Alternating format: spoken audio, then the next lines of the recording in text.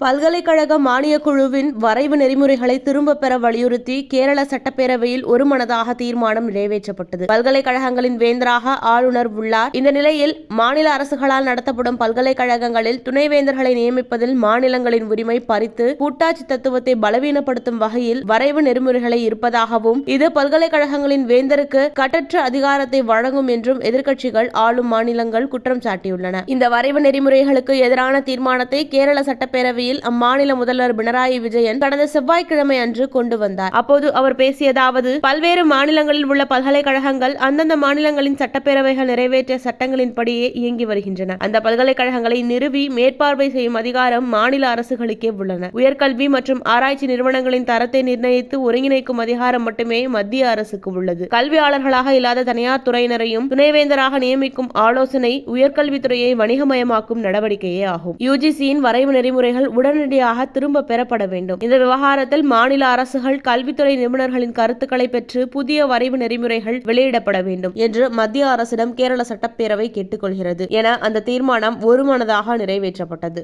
UGC வரைவு நெறிமுறைகளை உடனடியாக திரும்ப பெற வலியுறுத்தி தமிழக சட்டப்பேரவையில் அண்மையில் தீர்மானம் நிறைவேற்றப்பட்டது. இது தொடர்பாக மத்திய கல்வித்துறை அமைச்சர் தர்மேந்திர பிரதானுக்கு கடந்த ஜனவரி 20ஆம் தேதி கடிதம் எழுதிய முதல்வர் மு.க.ஸ்டாலின் அந்த தீர்மானத்தின் நகலையும் கடிதத்துடன் அனுப்பி வைத்தார். மேலும் தமிழக சட்டப்பேரவையில் நிறைவேற்றப்பட்ட தீர்மானத்தை போல கேரளம் உட்பட இந்தியா கூட்டணியில் உள்ள மாநிலங்களின் சட்டப்பேரவைகளிலும் தீர்மானம் நிறைவேற்றப்பட வேண்டும் என அந்தந்த மாநிலங்களின் முதல்வர்களுக்கு மு.க.ஸ்டாலின் கடிதம் எழுதினார். இந்த நிலையில் யுஜிசி வரைவு நெறிமுறைகளுக்கு எதிராக கேரள சட்டப்பேரவையிலும் ஒருமனதாக இந்த தீர்மானம் நிறைவேற்றப்பட்டுள்ளது குறிப்பிடத்தக்கது.